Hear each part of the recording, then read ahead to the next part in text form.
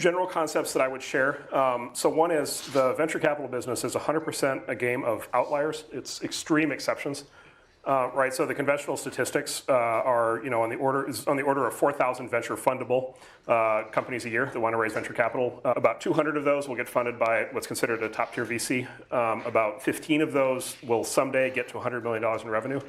And those 15 from that year will generate something on the order of 97% of all the returns for the entire category of venture capital in that year. And so venture capital is such an extreme feast or famine business. You're either in one of the 15 or you're not. Or you're in one of the 200 or you're not. And so the big thing that you're just looking for, no matter which sort of particular kind of criteria we talk about, they all have the characteristic of you're looking for the extreme outlier. The other thing I'd highlight that we think about a lot internally is we have this concept, invest in strength versus lack of weakness. And at first that sounds obvious, but it's actually fairly subtle.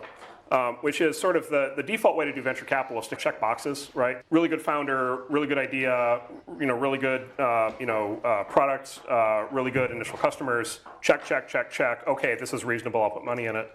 But what you find with those sort of checkbox deals, and they get done all the time. But what you find is they often don't have something that really makes them really remarkable and special, right? They don't have an extreme strength that makes them an outlier.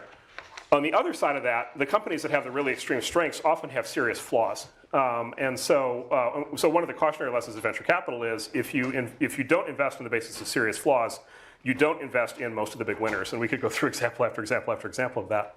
But that would have ruled out almost all the big winners over time. And so at least what we aspire to do is to invest in the startups that have a really, really extreme strength along an important dimension, and then be willing to tolerate some other set of weaknesses.